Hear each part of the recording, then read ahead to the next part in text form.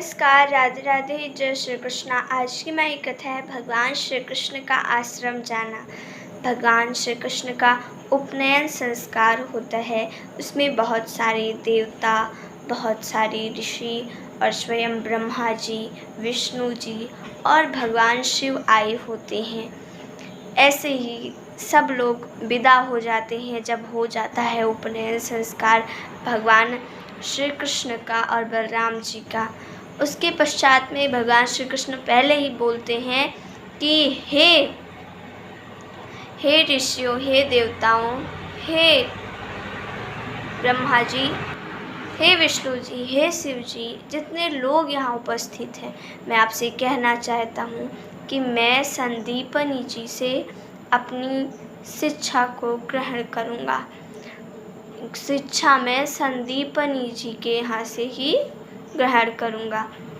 और संदीपनी जी कहते हैं कि ठीक है। और भगवान श्री कृष्ण संदीपनी जी के आश्रम में आ जाते हैं बलराम जी सहित, और वहाँ पर अपनी शिक्षा को लेते हैं। कहते हैं एक माह में वो चारों वेदों को सीख गए थे भगवान श्री कृष्ण। और वो अपने गुरु जी से बहुत अच्छे से रहते थे। गुरु जी भी बहुत ही अच्छे से उन्हें शिक्षा देते थे। और बलराम जी और भगवान श्री कृष्ण ने कम ही समय में सारी विद्याओं को सीख लिया था। और कहते हैं कि भगवान श्री कृष्ण ने 4 वेदों को सीखा था, कई पुस्तकों को, शास्त्रों को सीखा था, उपनिषदों को सीखा था। फिर भी उसके अलावा और उन्होंने बहुत सारी चीज़ों को सीखा था, जैसे कि पलंग कैसे बनाएं और किस तरह से वन में रहा जाता है, एक झोपड़ी में कैसे रहें। और ये भी यहाँ तक कि सिखाया जाता था बाल काटना और कपड़े सीना, कपड़ों को सिलना, वस्त्र बुनना और पशुओं को चराना तो भगवान जानते ही थे। बहुत सारी कलाओं को, कई वाद्य यंत्रों को बजाना भगवान श्री कृष्ण ने सीखा था गुरु जी के यहाँ से। अब गुरु जी के यहाँ उनकी शिक्षा पूर्ण हो गई तो गुरु जी और गुरु पत्नी के सामने वो बैठे हुए थे। उन्होंने कहा कि मैं आपको क्या दूं? आपने हमें शिक्षा दी, आपने मुझे शिक्षा दी, मैं आपको क्या दूं?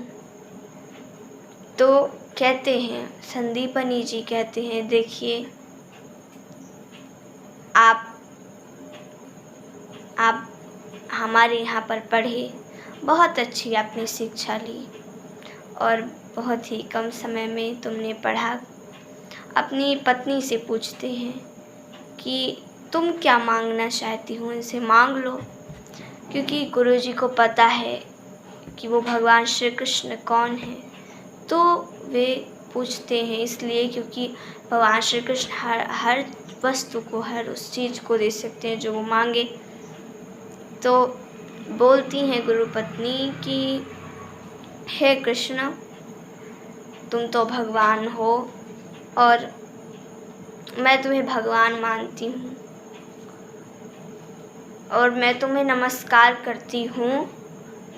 तुम कुछ देना चाहते हो तो हमारे मरे हुए पुत्र को दे दो, जो मर चुका है एक समुद्र के अंदर डूबकर, तुम उसे दे दो।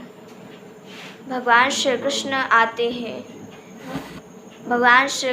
आते हैं माता के पास, गुरु माता के पास, और कहते हैं कि हे माता, मैं आपका पुत्र हूँ और इसीलिए आप मुझे भगवान ना कहिए और ना ही मुझे प्रणाम कीजिए, क्योंकि मैं आपको प्रणाम करूँगा, आप मुझे नहीं करेंगी। मैं आपके पुत्र समान हूँ। हे माता, मैं अभी जा के लाता हूँ।